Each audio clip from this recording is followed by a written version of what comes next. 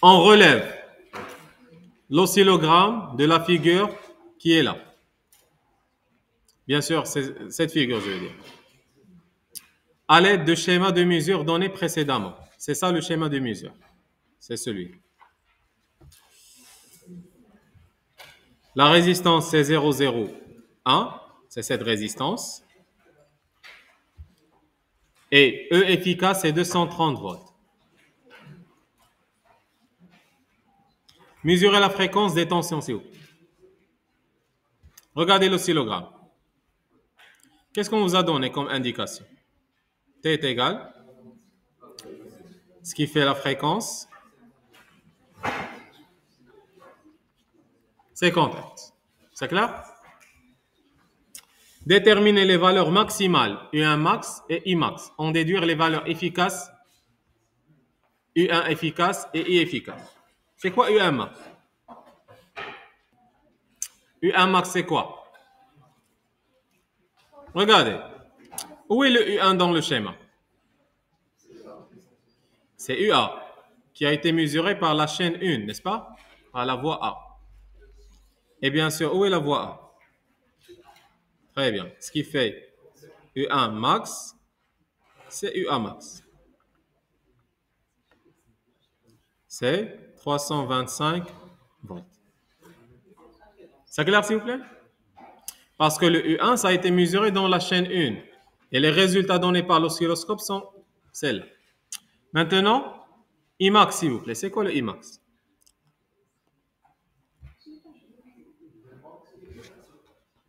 Qu'est-ce qu'on a mesuré dans la voie 2? La voie B. On a mesuré le UR. Très bien. Alors, le UR max, c'est le UB max, c'est clair? Ce qui fait le Imax, c'est UB max sur la résistance. Ça sera combien?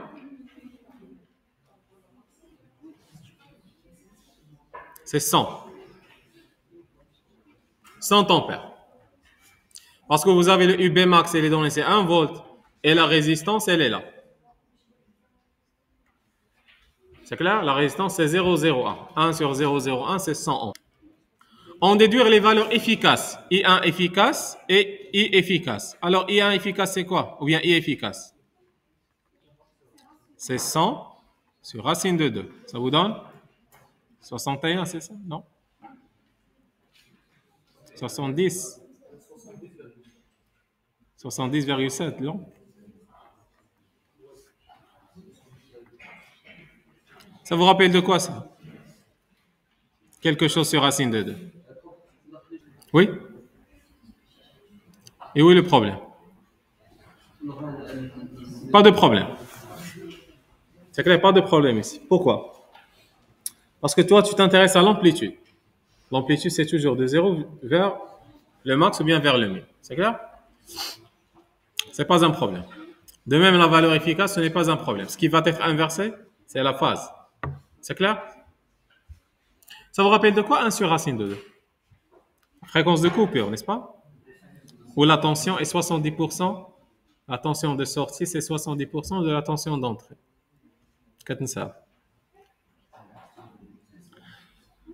On a fait la résonance, n'est-ce pas? On a déterminé ici oméga. Le oméga, on le calcule à partir de quoi? I max sur racine de 2. Ça correspond à quoi sur racine de 2? 70% de la tension ou bien 50% de la puissance. Bien. ديروا بحال ما قلت لكم والو.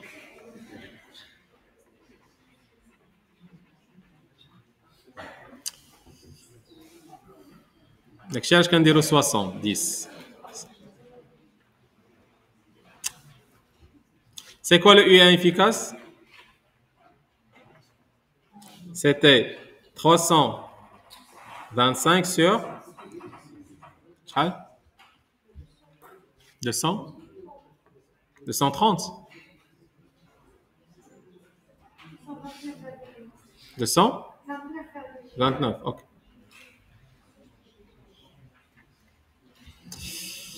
Mesurer le déphasage phi entre le U1 et I. U1 est en avance de phase par rapport à I, si bien sûr elle est positive. On vous a donné une indication. Alors, comment déterminer, s'il vous plaît, ici le déphasage entre le phi, entre le U1 et le I?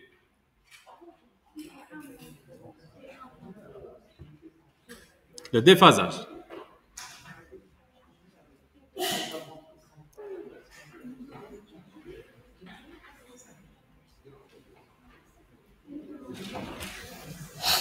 Oui?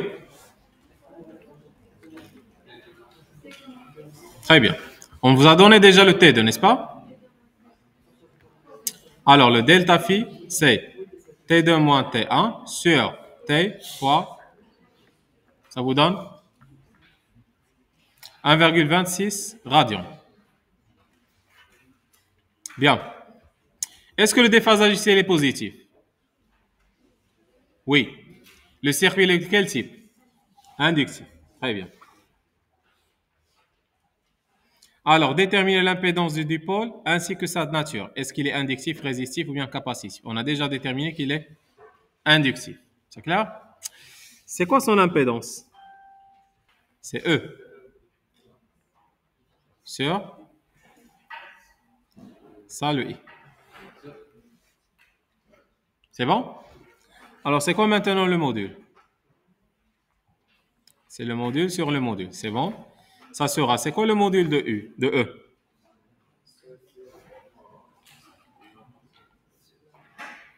Qu'est-ce que vous avez ici?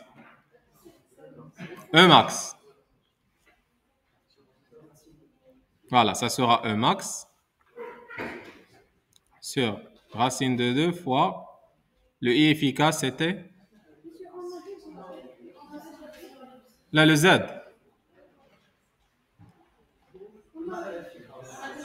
Ah, déjà, très bien. Bien, alors, qu'est-ce qu'on aura? Alors, le Z.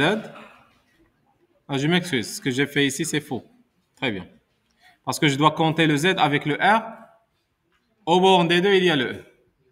Alors, le Z, c'était le U1 sur le I. Son module. 300, c'est ça? 325 sur la racine. Ah, sur racine de 2 fois le I, c'était efficace. La 60. 70,7. Yehadi. Regardez le Z. Quelle est la tension au bord de Z? U1. U1, c'est UA. Combien vous avez retrouvé? 3,25 ohms. S'il vous plaît. Et après, est-ce que c'est une impédance de nature inductive ou bien résistive ou bien capacitive? On a déjà déterminé ça, n'est-ce pas? Parce qu'on va le déterminer à partir de quoi? À partir des valeurs de déphasage, non pas des valeurs efficaces. Non? Parce que là, j'ai pris la valeur max U1 sur racine de 2. Ça tenait la valeur efficace. Alors, l'impédance, elle est de type inductif parce que le déphasage, il est positif. Donnez une expression U de U1 de T et I1 de T. Ça sera quoi le U1 de T? C'est U max qui est combien? Il y a U1 max, c'est ça? 325.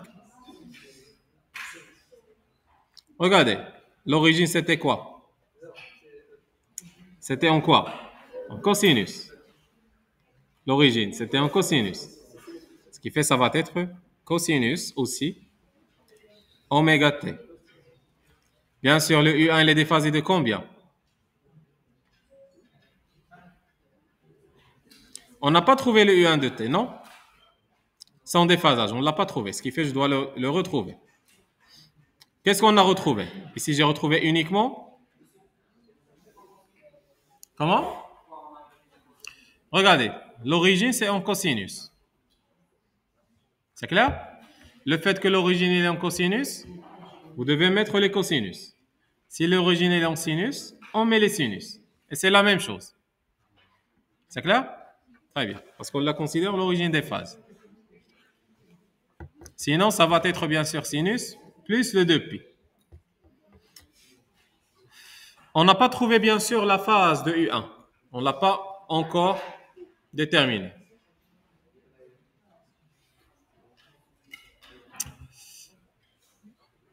Je n'ai pas déterminé, s'il vous plaît, celle-là.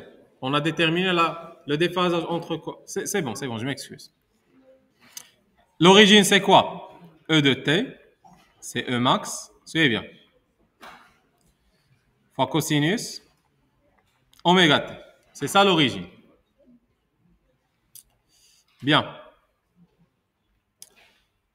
C'était quoi? Le déphasage entre le U1 et le I. Le déphasage entre le U1 et le I, on l'a retrouvé, est égal, qui représente combien de degrés? Combien? 35. 45. 45. Goulolier, s'il vous plaît. 1,26 radians. Je veux en degrés.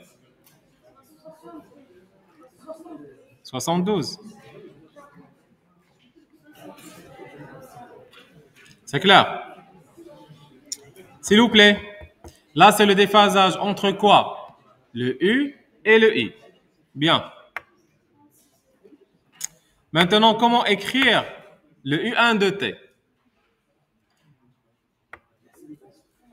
Je vais écrire le U1 de T. Regardez la source ou bien l'origine, c'est quoi? C'est ça.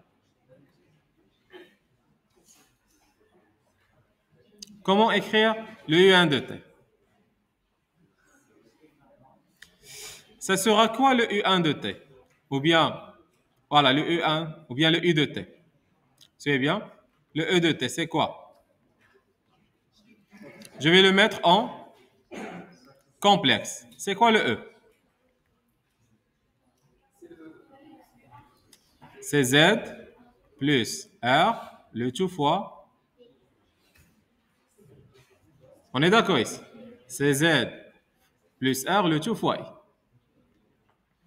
Ce qui fait le E, c'est ZI plus RI. Voilà. Suivez bien, s'il vous plaît. Le ZI plus le R fois I. Le E, c'est quoi? C'est U1 plus U2. C'est bon?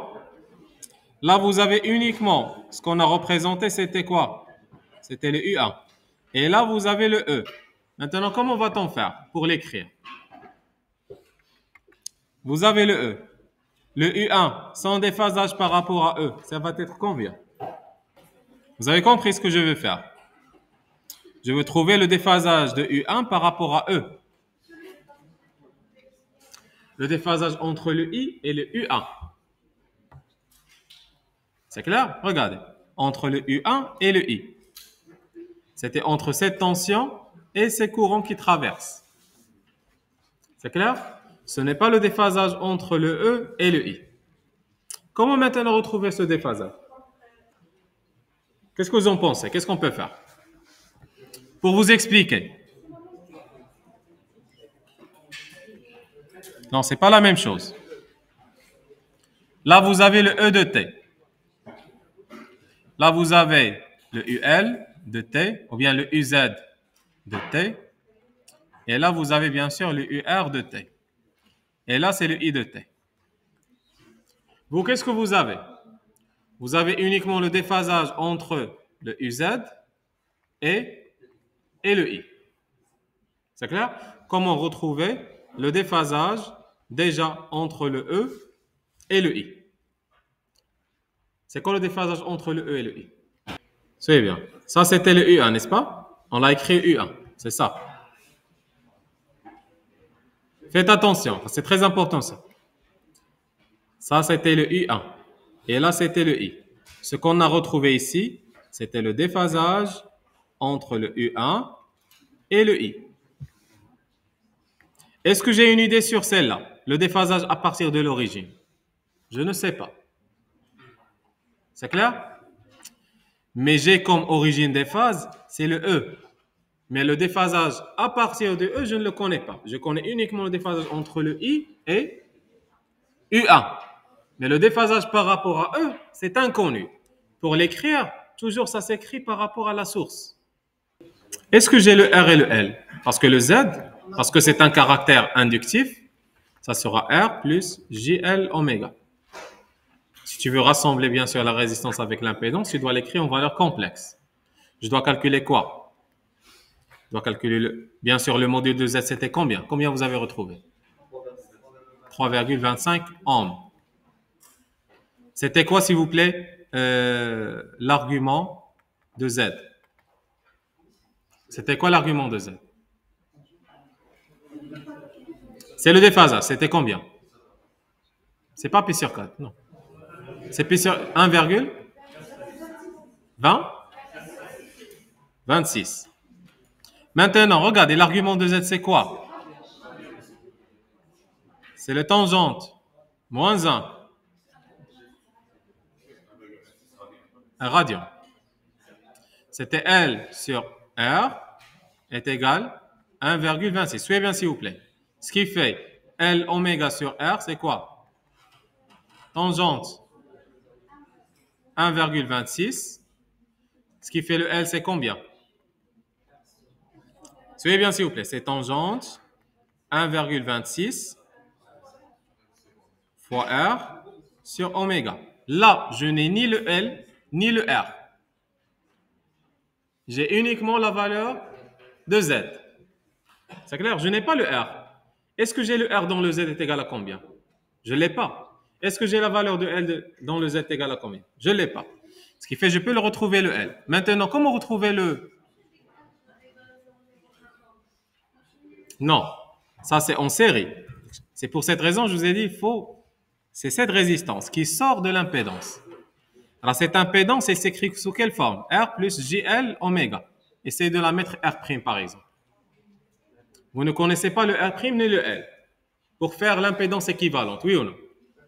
Comment déterminer cette R', par exemple? Bien sûr, je vais dire ici R'. Vous avez L est égal à tangente 1,26 fois R. Ce qui fait L est égal à combien fois R?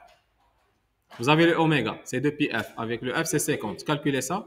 C'est combien R?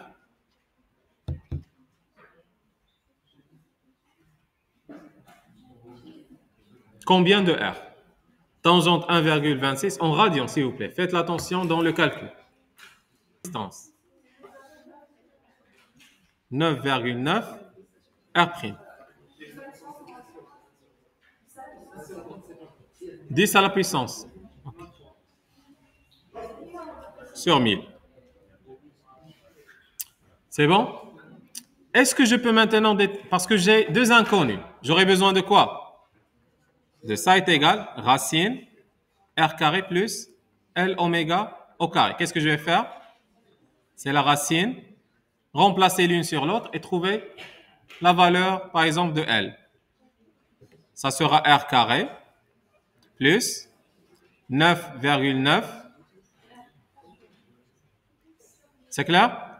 R oméga sur 1000. R', le tout au carré.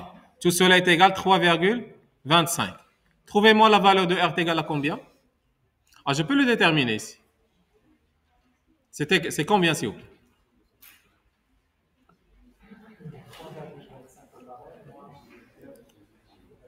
Hadi, ça y est, R'. N'oubliez pas. Ça, c'est R' aussi. Calculez ça, s'il vous plaît. 9,8 milli. Alors, regardez, j'ai retrouvé le R' et j'ai retrouvé le L. Par la suite, qu'est-ce que je peux faire? Le Z, c'est quoi? C'est 1 plus J L oméga. Pourquoi j'ai fait le 1? Parce que le R', c'était quoi? Presque 1. C'est presque 1 plus JL oméga. C'est quoi le L oméga? Calculez ça, s'il vous plaît. L fois oméga. Z est égal, c'est 1 plus, avec ce L que vous avez déterminé, fois le oméga. 3, c'est bon, 3. 3J. C'est clair? Maintenant, s'il vous plaît, ça va être quoi? Le U ou bien le Z équivalent. Ça sera quoi dans ce cas le Z équivalent? C'est le Z plus le R. Ça sera combien? Chacun ça donne le R. C'est 1,001. C'est presque 1 parce que 1 comme 99. Presque 1 plus 3J. On est d'accord? Est égal 1 plus 3J. C'est clair? Qu'est-ce qu'on va retrouver? S'il vous plaît, qu'est-ce qu'on va retrouver ici? Que le Z équivalent, c'est quoi? C'est le E sur le I. Ce qui fait l'argument de Z, c'est le déphasage de E par rapport à I. C'est égal à combien, s'il vous plaît? Ça vous donne tangente moins 1 de 3. 1,25, 20. C'est pas grave. Vous voyez, c'est comme si cette résistance n'a pas causé d'influence, n'est-ce pas? Parce que sa valeur, elle est comment? Elle est trop faible. Mais si ce n'était pas trop faible, on doit le prendre en considération. J'ai fait tout cela pour vous montrer qu'il faut tout cela le prendre en considération, d'accord? Alors, 1,25, ce qui fait, qu'est-ce que vous remarquez? Que la phase de E, c'est la phase de U1. Ainsi, comment je peux écrire le U1? À la fin, qu'est-ce qu'on a retrouvé, s'il vous plaît? Je peux calculer, bien sûr, parce que le E de T, c'était quoi? C'était E max fois cosinus oméga T. Maintenant, le U1, ça sera quoi? C'est 325 cosinus oméga T. Parce que c'est les mêmes phases. C'est ce qu'on a retrouvé, n'est-ce pas? Presque la même phase. Ce qui fait le I de T, c'est quoi? C'est quoi la valeur maximale de I? 100 fois cosinus quoi? Oméga T. Parce que le déphasage, n'oubliez pas, le déphasage, c'était 1,26, qui est égal à la phase de UL moins la phase de I. Ce qui fait, c'est quoi la phase de I? C'est moins 1,26 et c'est comme ça que je vais les écrire. C'est clair, qu'est-ce qu'on a fait? Très bien. Déjà, je n'ai pas voulu vous dire dès le départ que le R, c'est négligeable. Ainsi, l'impédance équivalente, ça sera, le Z équivalent, c'est à peu près Z. Parce que le R, elle est négligeable. Oui ou non? Le R, c'est 0,01 ohm. Mais si c'était pas négligeable, c'est ce qu'on doit faire.